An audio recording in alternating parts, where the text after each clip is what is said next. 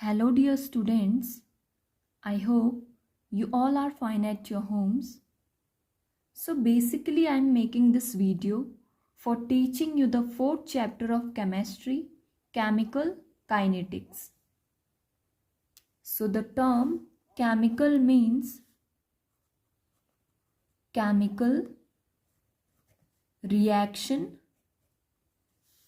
and kinetics means speed or rate of reaction. Now, what is chemical kinetics? So, chemical kinetics is the branch of chemistry which deals with the rate of chemical reaction, factor affecting rate of reaction, and mechanism of reaction.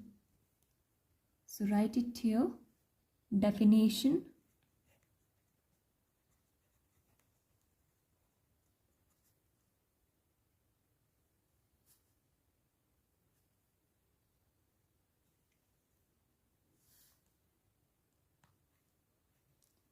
Chemical kinetics is the branch of chemistry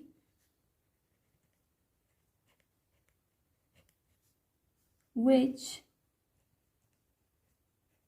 deals with the rate of chemical reaction, factor affecting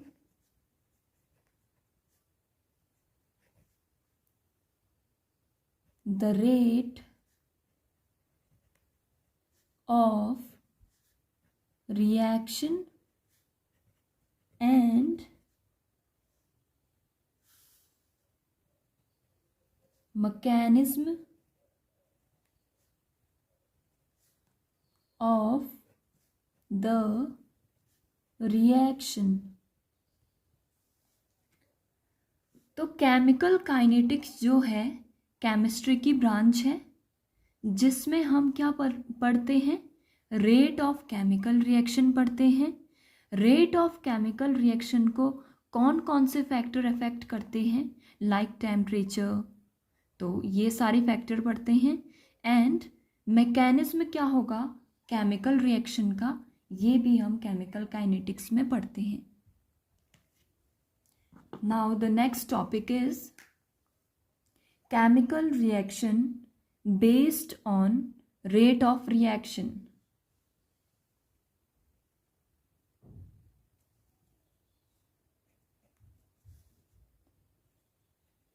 Chemical reaction based on rate of reaction. So, according to the chemical reaction based on rate of reaction, there are three types of chemical reaction. First one is fast or instantaneous reaction. Fast reaction or instantaneous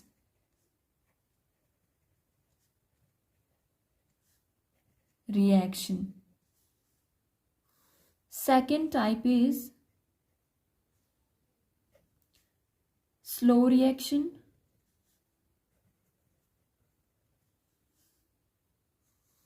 And third type is moderately slow reaction. Moderately slow reaction.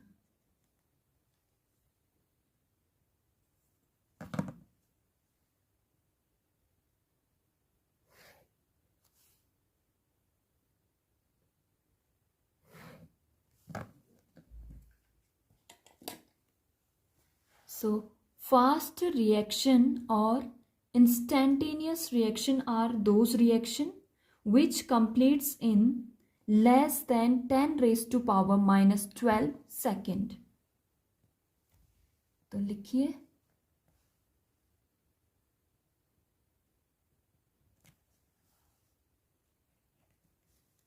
those reaction completes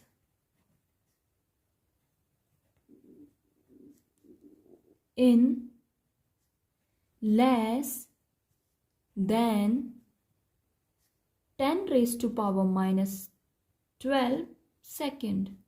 तो ऐसी reaction को हम fast या instantaneous reaction कहेंगे जो 10 raise to power minus 12 second से भी कम समय में कंप्लीट हो जाती हैं.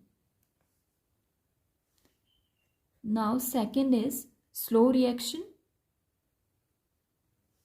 Slow reaction are those reaction which completes in a long from some minute to some years.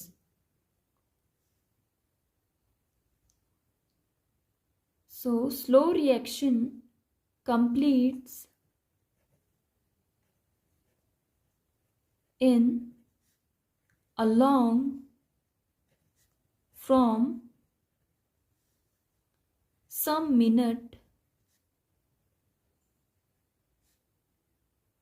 to some year. तो ऐसी रिएक्शन को हम स्लो रिएक्शन कहेंगे जो कंप्लीट होती हैं कुछ मिनट से लेकर कुछ साल तक. तो ऐसी रिएक्शन क्या होंगी? स्लो रिएक्शन होंगी. मे बी वो कुछ मिनट में ख़त्म हो जाए, मे बी वो साल लगा ले. तो ऐसी रिएक्शन को क्या कहेंगे हम? Slow reaction. Now third one is moderately slow reaction. Moderately slow reaction are those reaction which are intermediate between fast reaction and slow reaction. So those reaction are intermediate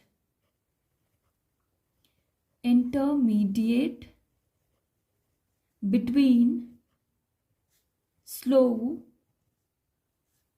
and fast reaction.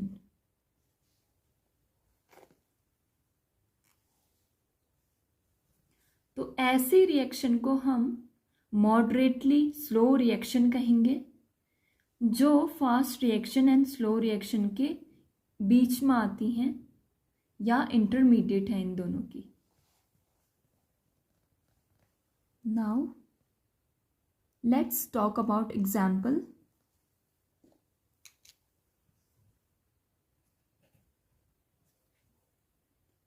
So example of fast reaction is ionic reaction, and example of slow reaction is roasting of iron,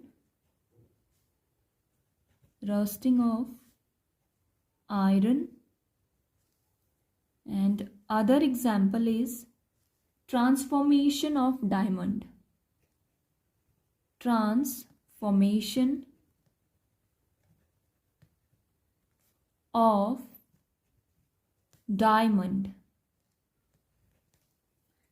And example of moderately slow reaction is all molecular reaction.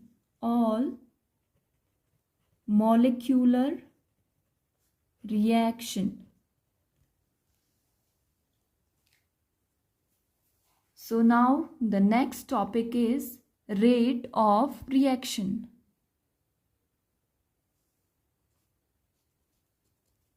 Rate of reaction. So the definition of rate of reaction is change in the concentration or pressure of a reactant or a product per unit time is called rate of reaction. So definition is change in the concentration or pressure of a reactant or a product per unit time is known as rate of reaction. Known as rate of reaction. तो rate of reaction किसे कहेंगे? Reactant या फिर product के concentration में या फिर pressure में जब चेंज आता है पर यूनिट टाइम में, तो उसी को हम रेट ऑफ रिएक्शन कहते हैं। अभी जो कंसंट्रेशन है वो कब यूज़ करेंगे? जब कोई भी रिएक्टेंट है उसको हम सॉलिड स्टेट में ले रहे हैं, तो हम उसके लिए कंसंट्रेशन टर्म का यूज़ करेंगे। एंड अगर कोई रिएक्टेंट है वो या फिर प्रोडक्ट है उसको हम गैसियस फॉर्म में ले रहे हैं, तो उसके लिए हम प्रेशर का यूज़ करेंगे।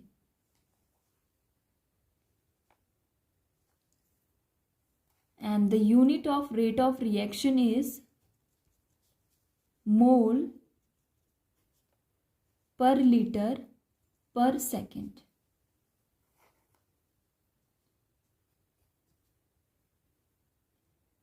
नाउ अगर ये जो डेफिनेशन है इसी को हम फॉर्मूले के बेस पे लिखें तो कैसे लिखेंगे ये जानते हैं।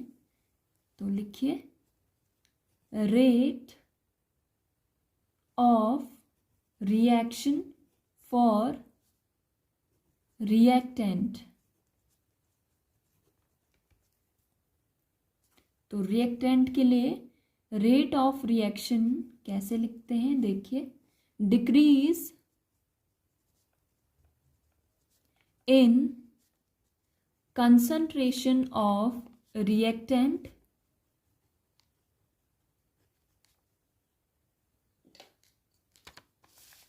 upon time taken. Upon time taken. Now इसी को मैथमेटिकल फॉर्म में कैसे लिखेंगे? डिक्रीज के लिए माइनस का साइन यूज करेंगे एंड कंसंट्रेशन ऑफ रिएक्टेंट के लिए क्या करेंगे? चेंज के लिए डेल्टा का यूज किया है। कंसंट्रेशन ऑफ रिएक्टेंट को हम सी ले रहे हैं।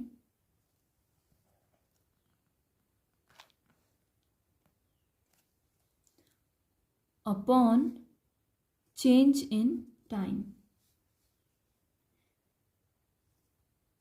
और इसी को हम लिख सकते हैं माइनस डिक्रीज के लिए। चेंज को हम डी से भी डिनोट कर सकते हैं। कंसंट्रेशन ऑफ रिएक्टेंट के लिए सी का यूज कर रहे हैं एंड टाइम टेकन डी। तो जो माइनस है, जब भी रिएक्टेंट के लिए रेट ऑफ रिएक्शन लिखी जाएगी, माइनस जो साइन है ये ज़रूर यूज़ होगा, क्योंकि जैसे जैसे कोई रिएक्टेंट जो है प्रोडक्ट में कन्वर्ट होता है तो जो रिएक्टेंट है उसकी अमाउंट डिक्रीज होते रहती है, उसकी कंसंट्रेशन, और प्रोडक्ट की इंक्रीज होते रहती है। तो इसीलिए डिक्रीज के लिए माइनस का साइन यूज़ करेंगे। चेंज इन कंसंट्रेशन को आप या तो डेल्टा से शो करिए चेंज को या फिर डी से, तो ये दोनों ही तरीके सही हैं।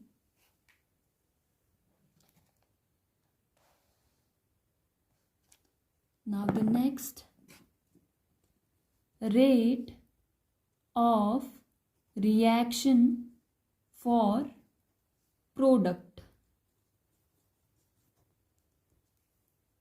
तो rate of reaction for product कैसे लिखेंगे? इंक्रीज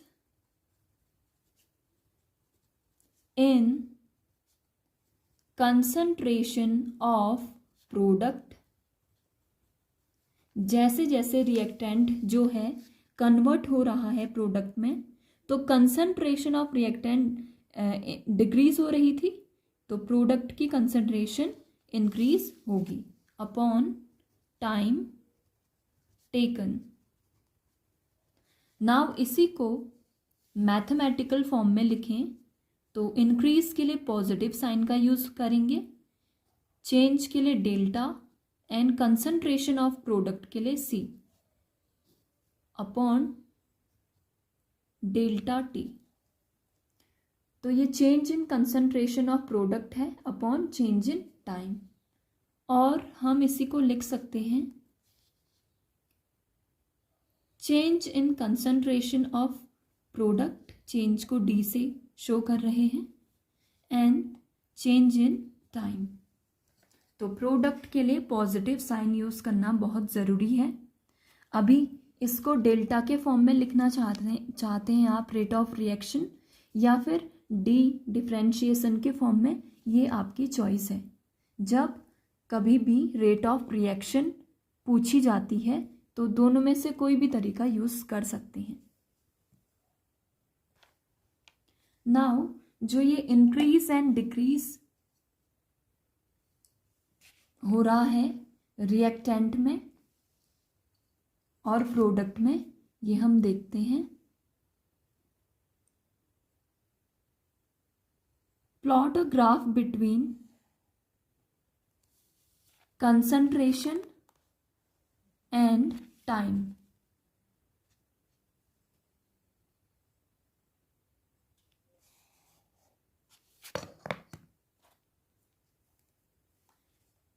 तो इधर कंसंट्रेशन है रिएक्टेंट या प्रोडक्ट की, एंड इधर टाइम है। नाउ जो कंसंट्रेशन ऑफ रिएक्टेंट है वो ज़ीरो तो हो नहीं सकती है, तो कुछ ना कुछ होगी। तो मान लेते हैं यहाँ पे कोई कंसंट्रेशन है इसकी। तो अब क्या होगा, जैसे जैसे रिएक्टेंट की कंसंट्रेशन डिक्रीज होगी तो वैसे वैसे प्रोडक्ट की कंसंट्रेशन इंक्रीज होगी। नाउ ये है concentration of product, and this blue line shows concentration of reactant। तो जो ये ग्राफ है ये यही शो कर रहा है कि जैसे जैसे कंसंट्रेशन ऑफ रिएक्टेंट जो है डिक्रीज हो रही है, यानी कि जो भी रिएक्टेंट होगा वो रिएक्ट कर रहा है एंड फॉर्मेशन ऑफ प्रोडक्ट कर रहा है। तो जो प्रोडक्ट का जो ग्राफ में हमने लाइन ड्रॉ की है इसको इंक्रीज दिखा रही है। तभी जो है हमने जब rate of reaction for a product use किया था तो इंक्रीज के लिए हमने पॉजिटिव साइन का यूज़ किया है, and in the case of rate of reaction for reactant we are using the sign of minus. Now जो इस रेट ऑफ रिएक्शन जो टॉपिक है इससे जो क्वेश्चन आएंगे वो कैसे आएंगे उन्हें भी सॉल्व करते हैं। तो क्वेश्चन क्या होगा, एक्सप्रेस रेट ऑफ रिएक्शन। तो यहाँ पे एक एग्जाम्पल ले लेते हैं, जैसे है 2A प्लस B, ये रिएक्टेंट है, ये प्रोडक्ट बना रही है 3C plus D। And second एक एग्जाम्पल और लेते हैं, SO2 रिएक्ट कर रही है हाफ O2 से एंड प्रोडक्ट बना रही है SO3। तो अब इन दोनों के लिए रेट ऑफ रिएक्शन पूछी गई है।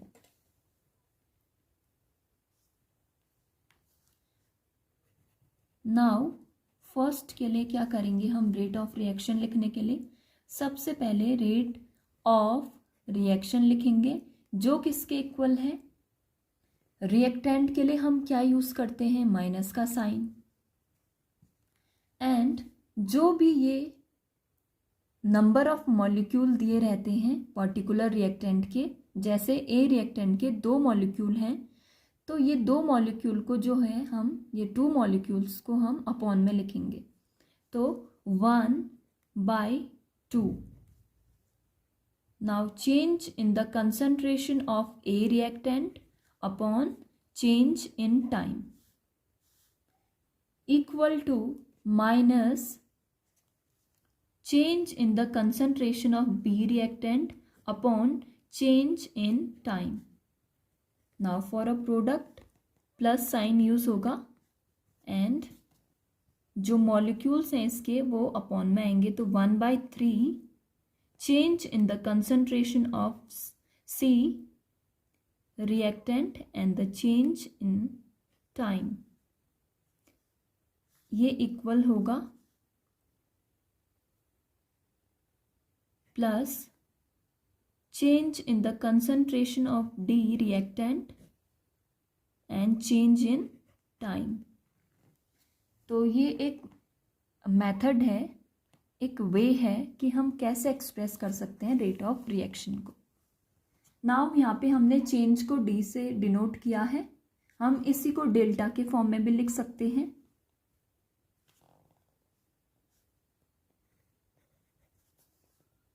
तो rate of reaction is equal to -1/2 delta A concentration upon delta T. तो ये क्या है, change in the concentration of a reactant upon change in time. Now minus change in the concentration of B reactant upon change in time equal to plus 1/3 change in the concentration of C reactant upon change in time, ये equal है plus change in the concentration of D reactant upon change in time। तो ये दोनों तरीके से, किसी भी तरीके से आप रेट ऑफ रिएक्शन को एक्सप्रेस कर सकते हैं। नाउ सेकंड क्या है, SO2 जो है रिएक्ट कर रहा है हाफ O2 से, तो प्रोडक्ट बन रहा है SO3।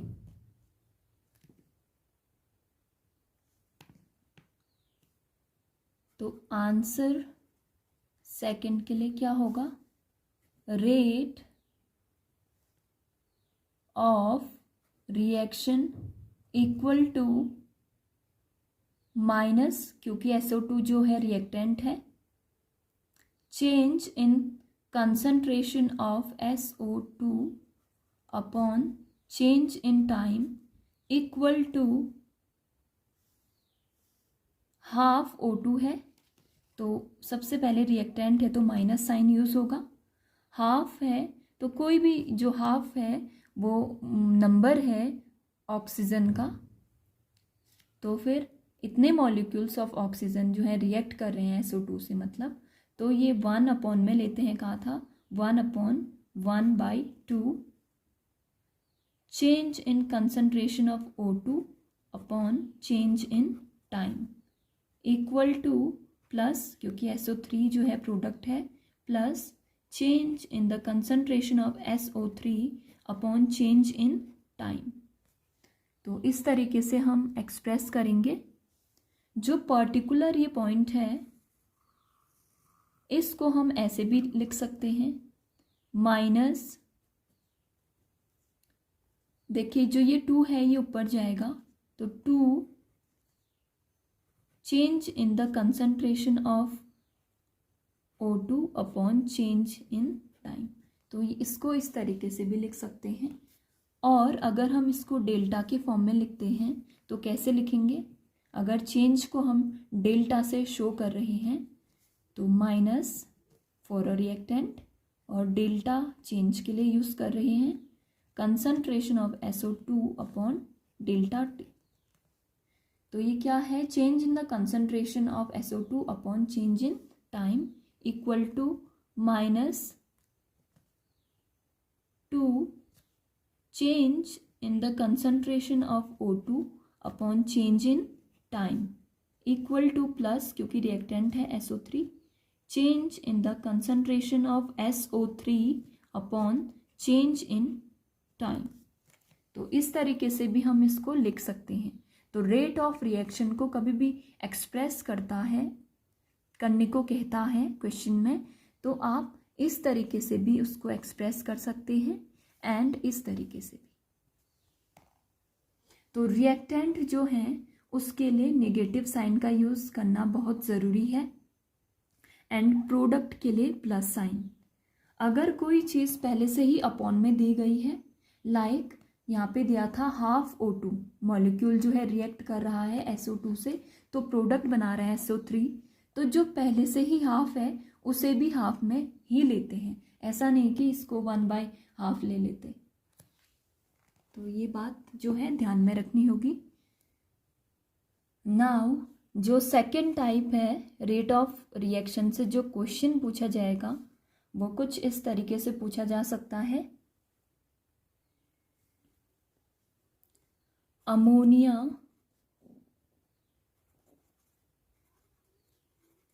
And oxygen reacts at high temperature as जो अमोनिया है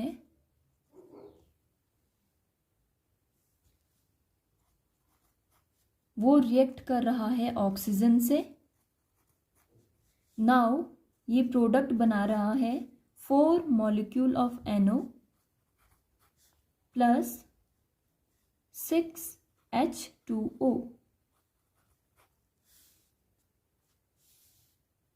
Now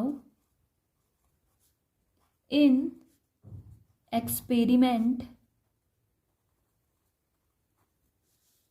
rate of formation of NO is 3.6 into 10 raised to power minus 3 mole per liter per second। Then calculate the rate of formation of H2O। तो कभी भी इस type का question दिया होता है तो सबसे पहले हम जो रिएक्शन होती है केमिकल उसको रेट ऑफ रिएक्शन के फॉर्म में लिखते हैं। तो लिखिए rate of reaction equal to minus for reactant 1/4 change in the concentration of NH3 upon change in time equal to minus 1/5 change in the concentration of O2 upon change in time equal to plus, क्योंकि product है, 1/4 change in the concentration of NO upon change in time equal to plus 1/6 change in the concentration of H2O upon change in time। तो ये rate of reaction है इस chemical reaction के लिए। Now ये क्या कह रहा है कि जो rate of formation of NO है, यानी कि जो इसका फॉर्मेशन है वो कितना है, 3.6 इंटू 10⁻³ मोल पर लीटर पर सेकेंड। तो अब हमसे पूछ रहा है कि इसकी रेट ऑफ फॉर्मेशन क्या होगी, H2O की रेट ऑफ फॉर्मेशन क्या होगी। तो अभी हमें सिर्फ प्रोडक्ट से मतलब है, यानी कि इन दो टर्म से मतलब है। तो अब इनको हम सेपरेट लिखते हैं अपने क्वेश्चन को सॉल्व करने के लिए। +1/4 change in concentration of NO upon change in time equal to +1/6 change in the concentration of H2O upon change in time. Now change in the concentration यानी कि rate of formation of NO हमें दे रखा है, तो इसकी value put कर दीजिए 1/4 into 3.6 into 10⁻³ mole per litre per second equal to 1/6 change in the concentration of H2O upon change in time. Now जो ये 6 है वो इधर ले जा सकते हैं हम, तो क्या होगा +6/4 into 3.6 into 10⁻³ mole per litre per second equal to है change in the concentration of H2O upon change in time. तो ये क्या है, अगर हम इसकी वैल्यू निकालें तो rate of formation of H2O हमें मिल जाएगा। तो अभी क्या कर सकते हैं, 2 2 जा 4, 2 3 जा 6, यानी कि इसको काट के आया 1.5। नाउ इसको इससे मल्टीप्लाई करेंगे तो आएगा 5.4। तो लिख लें 5.4 into 10⁻³ mole per litre per second is equal to DH2O concentration upon dt। तो यही है हमारा answer, rate of formation of H2O। तो फाइनल आंसर हमारा यही है, rate of formation of H2O।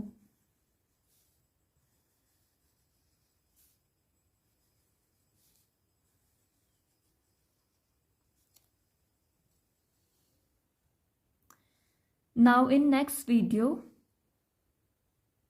I will teach you the difference between average rate of reaction and instantaneous rate of reaction. Till then, bye bye.